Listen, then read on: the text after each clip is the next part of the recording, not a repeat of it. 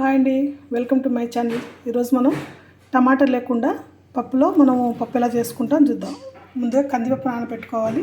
దాని తర్వాత ఆకుకూర వేసేసుకోవాలి. ఆకుకూర వేసుకున్న తర్వాత 4 వెల్లుల్లి రెబ్బలు,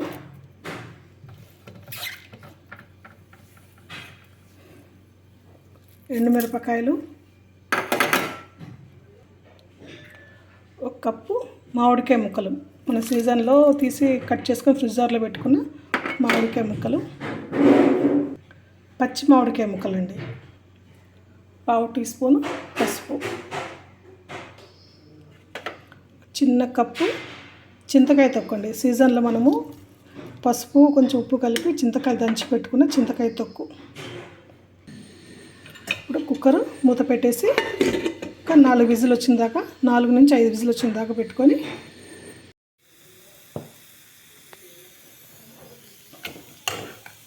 ఇదిగోండి మెత్తగా మెదిపేసుకున్నాం. దీన్ని ఇప్పుడు మనం తాలింపు పెట్టుకోవాలి.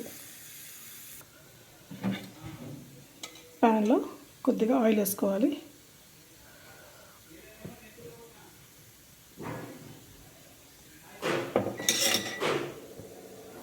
నూనె వేడయ్యాక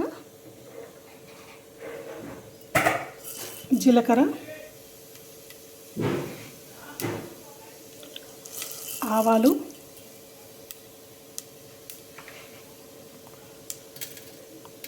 కొద్దిగా మెంతులు,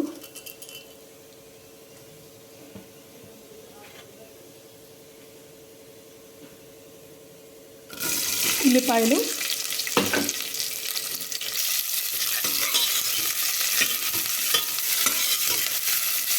టమాటా బాగా రేట్ ఎక్కువగా ఉందండి. కేజీ 100 రూపాయలు ఉంది. టమాటా లేకుండా కూడా మనం ఇలా వంటలు చేసుకోవచ్చు అన్నమాట. టమాటా కోసం మనం ఎదుర్కోవాల్సిన పని ఉండదు. 4 చల్ల మిరపకాయలు, అంటే పెరుగులో నానబెట్టుకున్న మిరపకాయలు అన్నమాట. ఇది కొద్దిగా వేగాక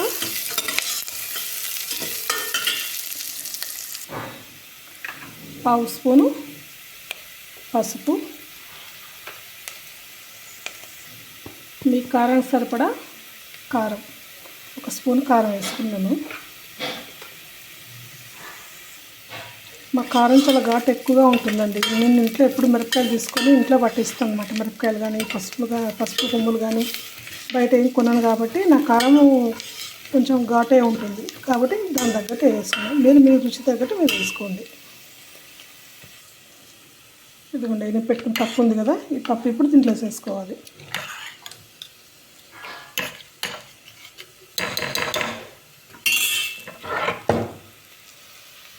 ఇదిగోండి,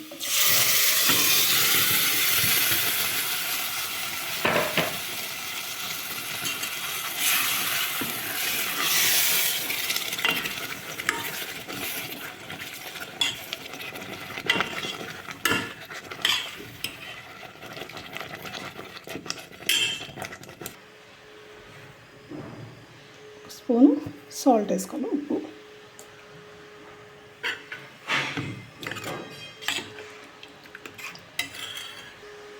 ఇదిగోండి, మంచి రుచికరమైన పప్పు రెడీ అయిపోయింది. టమాటా లేకుండా చేసుకోండి. పప్పు చింతకాయ వేస్తే చాలా రుచి ఉంటుందండి. పప్పు చింతపండు కంటే చింతకాయ చాలా మంచిది. ఇది ఇలా ట్రై చేసి చూడండి కావాలంటే.